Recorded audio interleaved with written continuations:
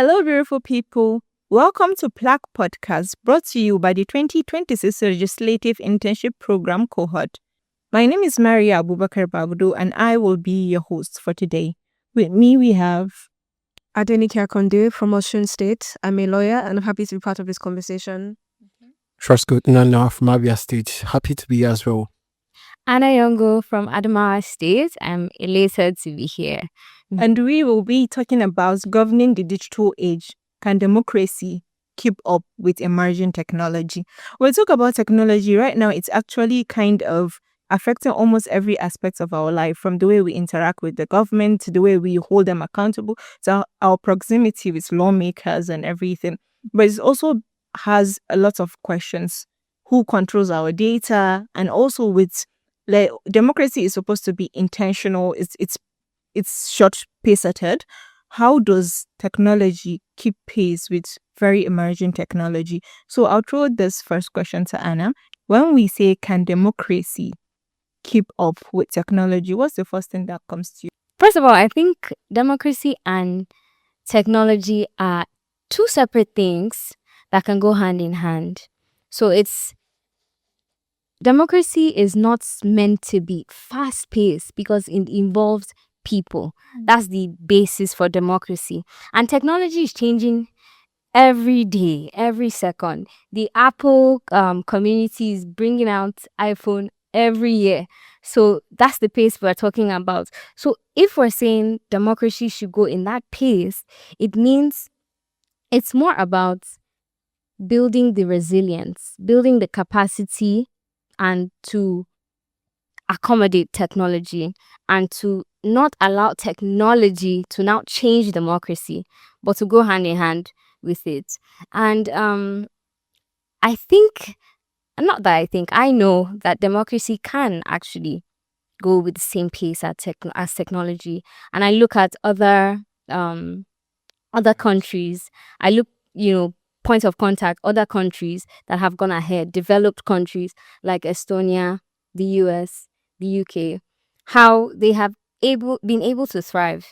Nigeria might be a bit behind on, technology and democracy hand in hand, but these other countries are set as an example that we can follow after. We see social media as a very important tool when it comes to technology and governance. Like right now, you can see a protest start from social media. You can see someone directly tag their lawmaker and demand accountability from their lawmaker. So when you look at it, and sometimes it can feel like the voices are in a vacuum because there's a lot of output, there's a lot of rants, there's a lot of anger on social media.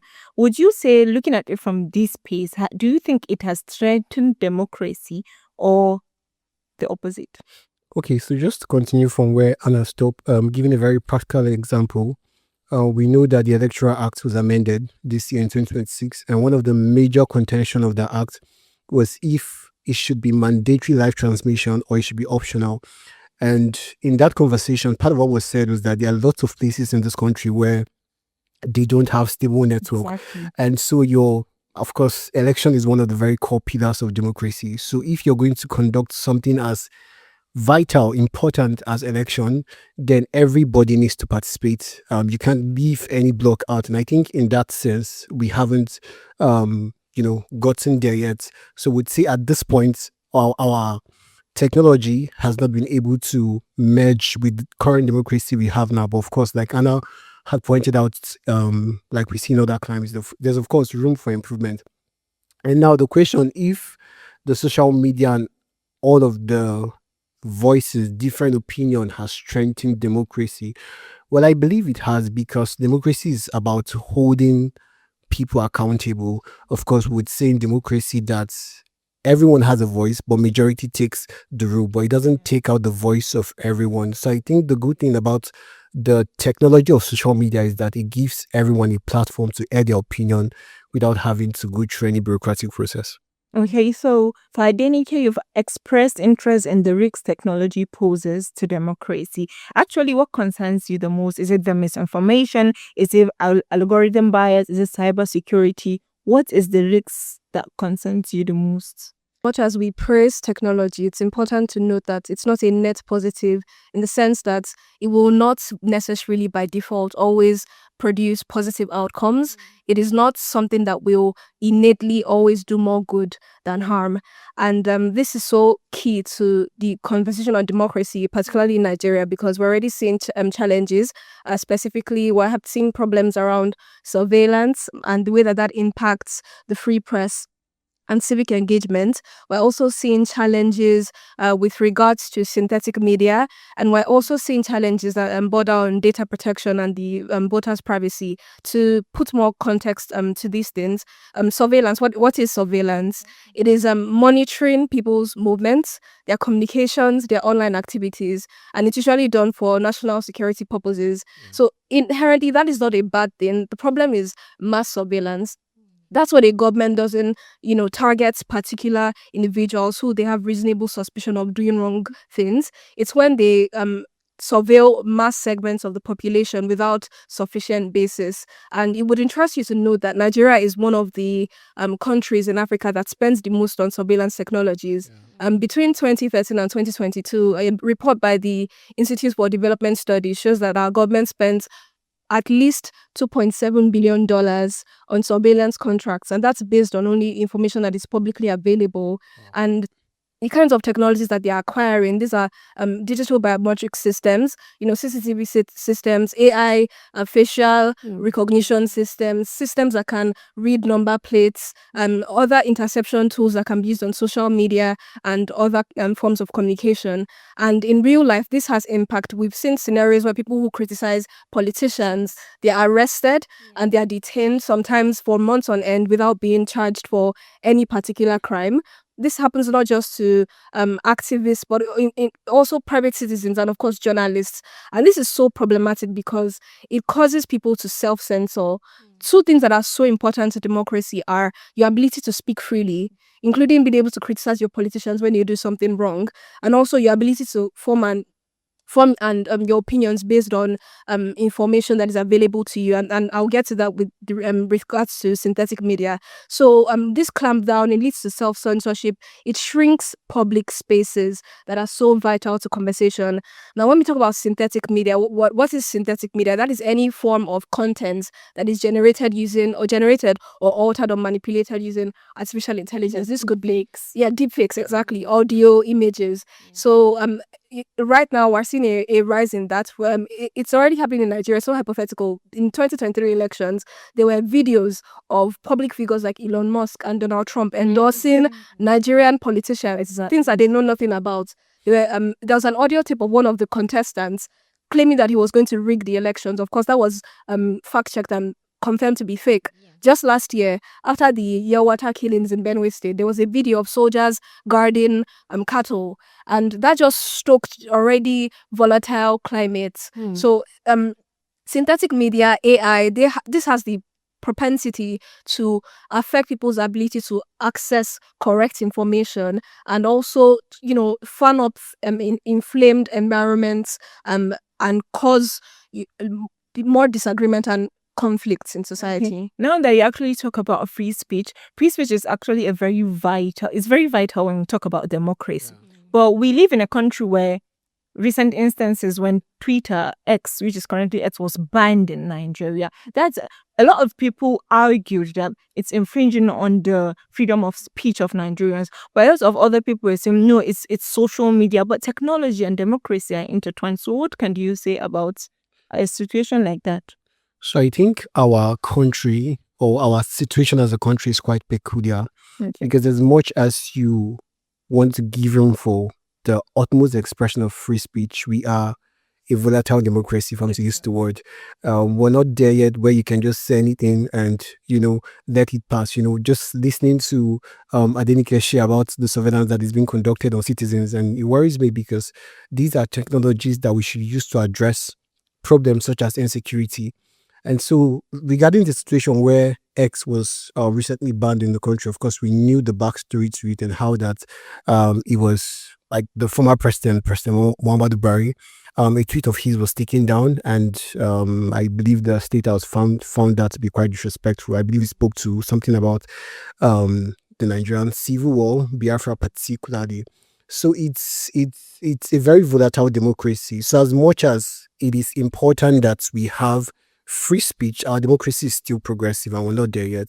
And so in instances like that, perhaps for the sake of national security, it is important that the government comes in not as people trying to cut down speech or regulators trying to ensure that things being said don't stoke flames in the wrong directions. Okay, so we've seen cases where actually government bow down to pressure due to social media influence, due to sustained public pressure on social media. Like it's occurred quite a number of times. So is this evidence of a more responsive democracy, or does this just shows how there's a lot of vacuumed voices and government is actually paying more attention to social media outreach than people who they can't really access, people who don't have access to these technological devices?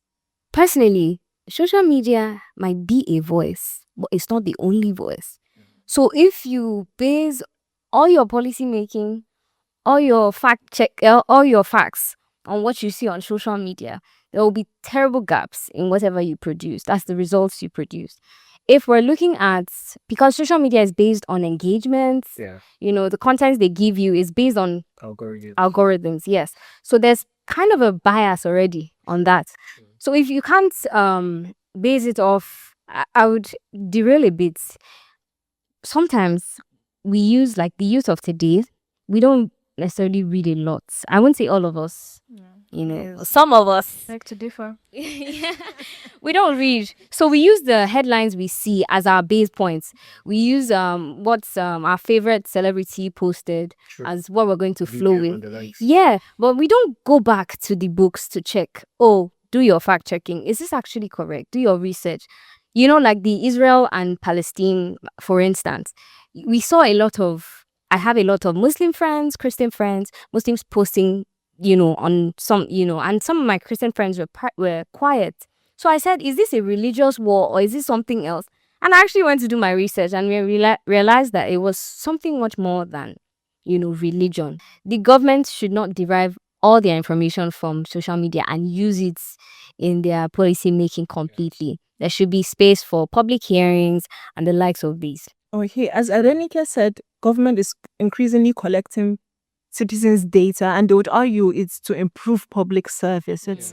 So how do we actually strengthen, or how do we ensure there's a protection of people's data while still enabling innovation? That's a very important question because we're seeing so many breaches.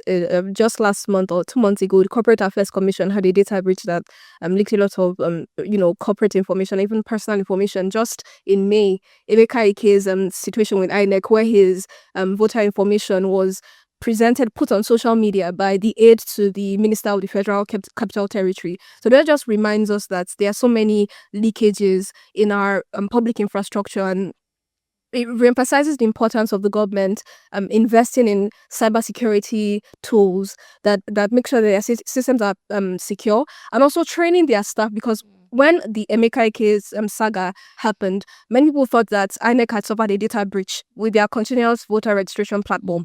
But upon investigation, it was revealed that it was an INEC official who used their credentials to access the platform and share that information with the aide to the Minister of the FCT. So that makes us ask, have INEC staff been adequately trained to recognize that there is something called personal data? Nigeria has Nigeria Data Protection Act. Yes. It defines personal data, and it says that something like your political affiliation, that is sensitive personal data because it can be used to your detriment. Exactly. So have government officials, had adequate training? There are also questions about what are the legal safeguards that exist in our laws, because there are so many laws that allow the government to conduct surveillance and claim that it's justifiable, from the Nigeria Communications Act to the Terrorism Prevention and Prohibition Act. So many I could name here that have so many loopholes that allow the government to conduct surveillance without being independently without the actions being subject to independent oversight. So those laws need to be amended to make sure that there's always a basis for such surveillance activities, that there are retention periods. Even if you conduct surveillance,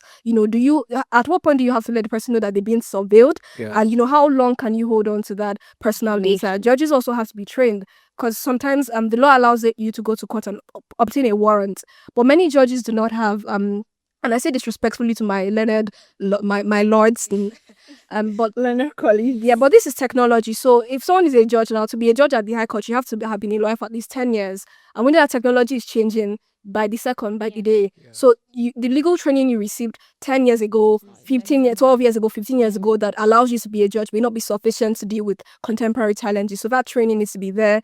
And there also needs to be more, reporting of the procurement of this technology, because it's not ordinary public goods that they have to put on public registers. So that that oversight needs to be put in place as well. Yes, and just to add to what she's saying, I think the government needs to be reminded that one of the fundamental human rights of citizens is right to privacy. Right, It's exactly. very important, right to privacy. So we wouldn't say privacy in the sense of perhaps if we were talking about privacies in the 50s, maybe that would mean the government not barging into your house, not seizing your property.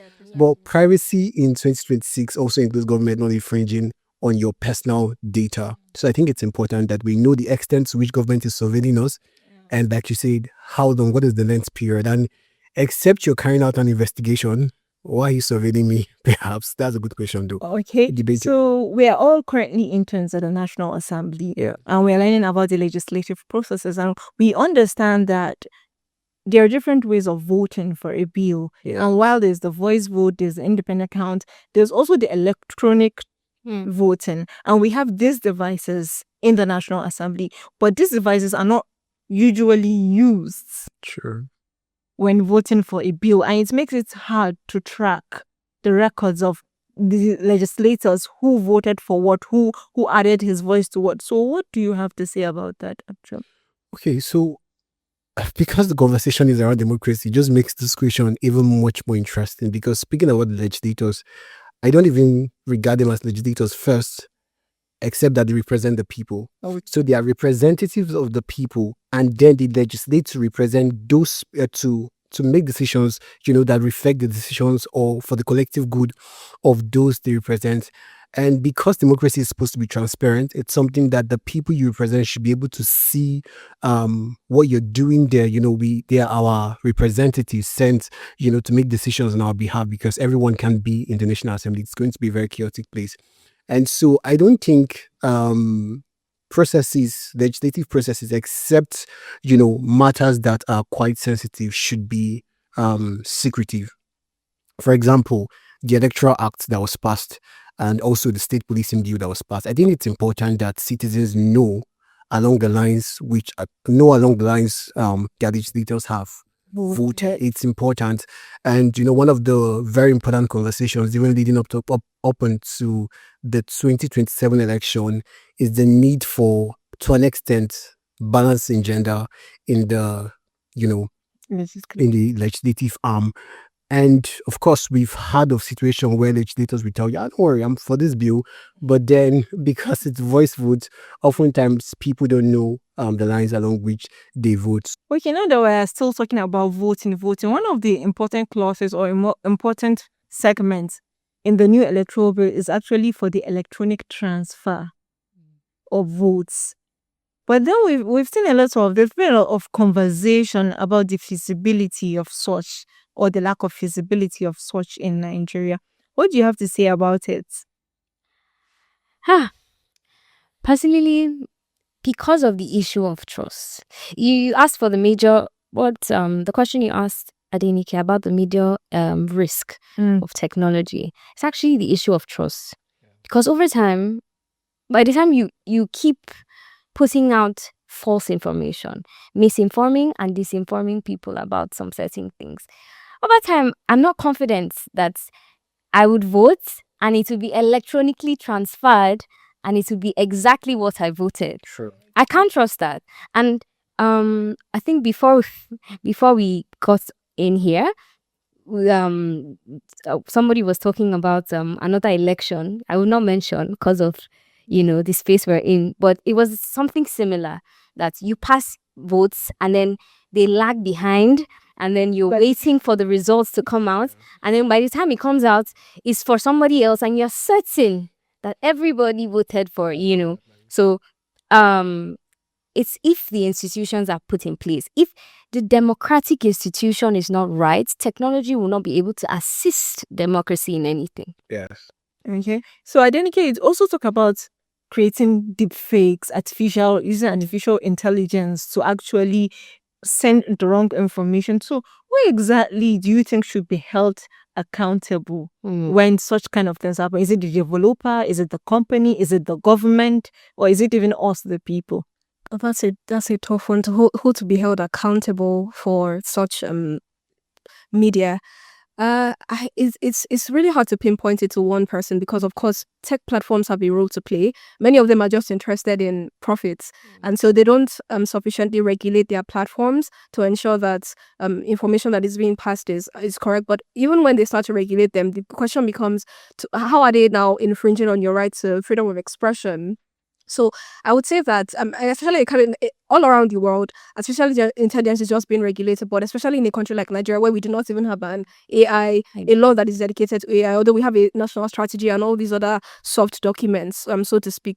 So really at this stage, it's a combined effort. It's a combined effort of the government, interacting with the tech platforms regulators to see how they can have stronger controls on their platforms. It's also about us citizens being well educated on how to spot AI, because yes, they are very good tools like VO3 that are almost undetectable, but sometimes, you can tell that this is AI. It looks like AI. It's behaving like AI. And you can see people, the older generation.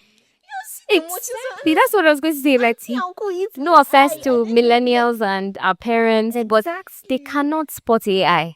They cannot, and it's very daunting. So what do you think we feel about the educating people to even understand? Because get is that yes, even if you don't have deep technological, like you know it's AI, but then they'll even be arguing with this is AI. So how do you think you can go about educating people about what is AI and what is actually not AI? So this is sounding like a job for the National Orientation Agency.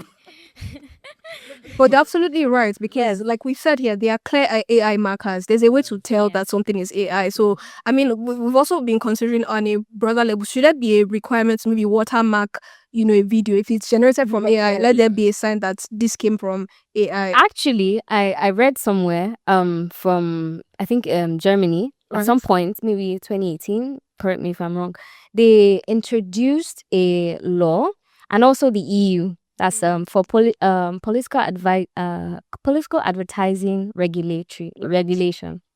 So it goes to say that you mark the ad and you identify the sponsor of the ad, and you provide research materials for the researchers to fact check what you're advertising. So it's kind of like a 3-step process that will help vets. Although obviously there's some gaps there because we have some unregulatory ad companies that will still spread out the information. But if the governance is able to place some checks like this, and also National Artificial Intelligence Strategy 2025, Nigeria and Kenya at some point, they adopted, and I think they're still trying to work on this.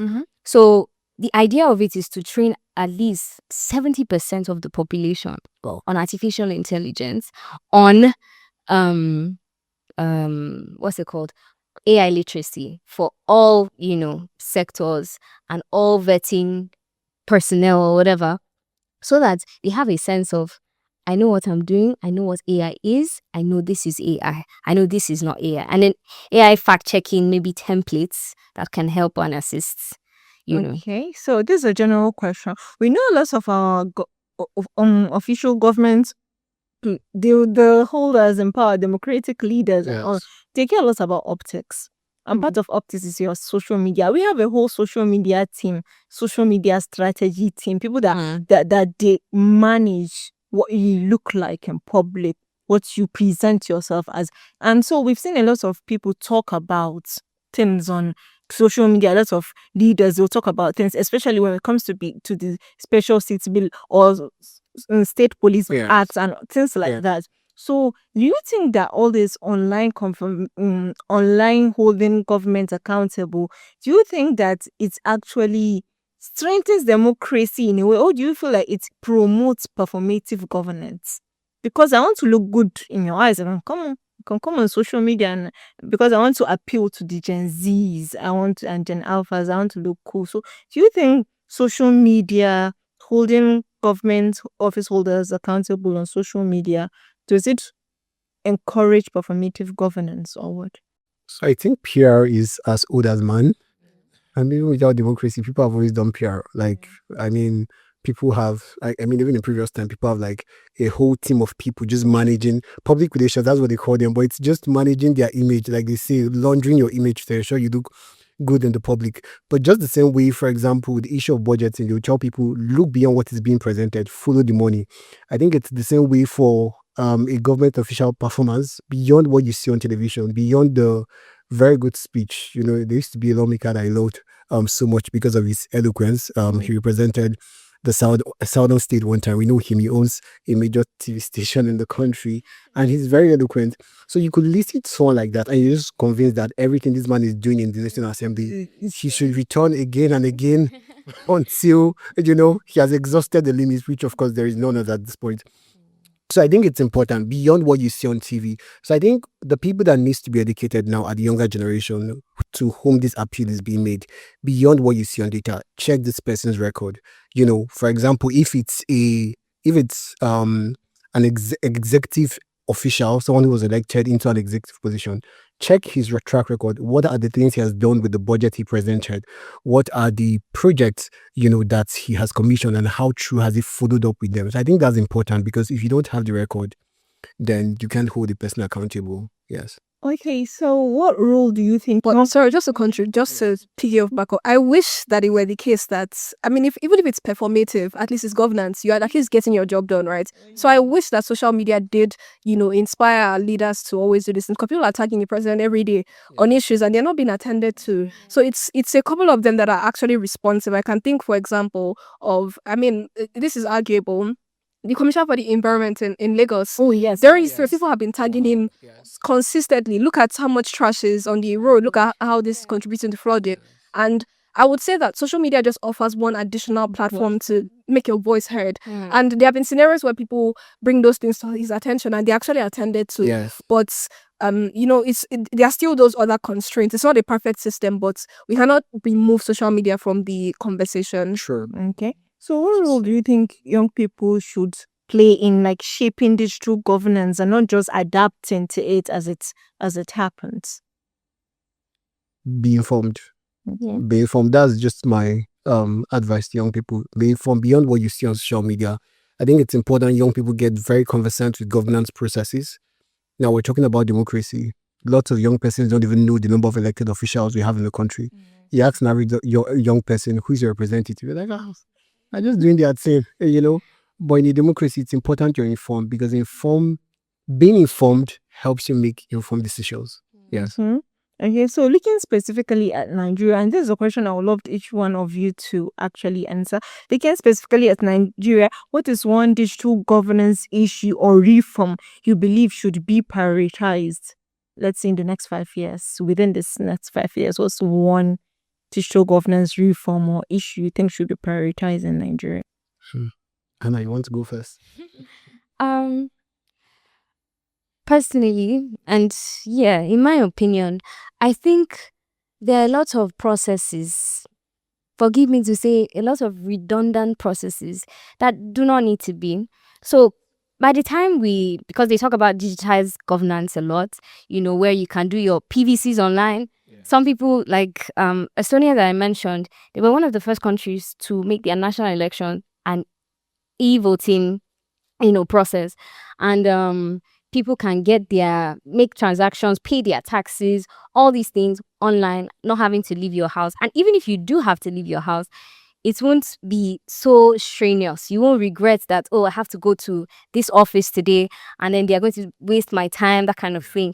So I wish and I believe that Nigeria could, adopt these processes and fine line them to the point where there's no lag, there's no network issue or problem, Hello, can you hear me? can I see my screen? Exactly. So we can, fast track that because there are countries in Africa that have seemingly be successful enough in achieving these things because they've maybe referred to another country for help or seek support where necessary. So yeah, that's mine. So I think the real question is how many government processes are digitalized? Now this is where I give it to the CAC because they've made business perpetration and all of the like very seamless. I mean, it's celebrated their 35th anniversary last year and truly deserve it, very commendable. But like Obasanjo was famously known to quote, corruption is the bane of regulation. When you go to an average civil service organization, they don't want anything digitalized. So, leave all this the way they this computer. Oga, network no day. You go pay cash, you no go pay. What do you mean by I should give you remitter? What are you going to remit? So they actually don't want this process digitalized because they know it will curb a lot of corruption.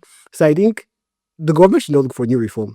Enforce what we have on ground. I think that what should be done. I mean, I don't want to sound like a broken record because I've said so much about this already, but I would really just go back to the question of surveillance because it's such an insidious, form of it's possible that you're being watched and you have absolutely no idea. He said it. A lot of Nigerians don't even know. Exactly. And it causes so many problems. I see people not wanting to speak up, not wanting to say anything because they are so afraid. So I think it's very important that our laws need to be reformed to integrate a human rights based approach to surveillance, and there needs to be more oversight to make sure that these things are being done in a way that is necessary, in a way that is proportionate. Target if you must surveil, and let's be honest, it's necessary to an extent for law enforcement and security purposes. Yeah, but subject to the necessary oversight. So that's would be it for me. Okay, also, I would love to ask as a closing question for each one of you, what actually gives you hope about the future of democracy in the digital age? And also, what is one action you think government, citizens, and even technological companies should take today to ensure that democracy thrives alongside technological advancement? The one thing I would say is really from the citizen and social perspective, which is practice good digital hygiene. You need to learn safety practices that help you stay safe online. And too many of us take these things for granted. Many of us, we don't have our multi-factor authentication done on our devices. We don't use the same password for 1 million devices that you own, right? So we put so much private information online that can be accessed by any and everybody. So you need to learn and be informed about how to observe good digital security. So just get all those facts correctly and make sure that you're following it to the best of your ability. And that will, where the law is lacking, your own protections will save you. Okay, so for me, government placing the priority of the citizens first, because now technology is there as a tool which can be used for good or for evil. But if you're using it from the lenses of service, then I think it will do greater good than bad. So I think leading with humanity per se would actually be the way to use technology for our good and not for detriments. Yeah. I would also say that government should work hand in hand with these industries, these tech companies, and industries on their own should be regulated right. I think we were going to ask a question. I thought we were going towards that way about the regulations, government regulations, whether they stifle innovation from the industry aspect or whether, let me rephrase. When governments put regulations on these industries, does it reduce their abilities to be innovative, to create new, You can answer it. because of the question you asked, that's why I'm going back there. I don't believe that because a regulation comes up, you can't be creative enough. I believe in good problems that help you, devise a means that would create something even better. There are China, the US, these are major tech giants. Recently, Saudi Arabia is adopting a technology as well. And there are some very detrimental AI systems that they know this would destroy the government completely. So there are ways that they, try and go around it. They call it high risk AI.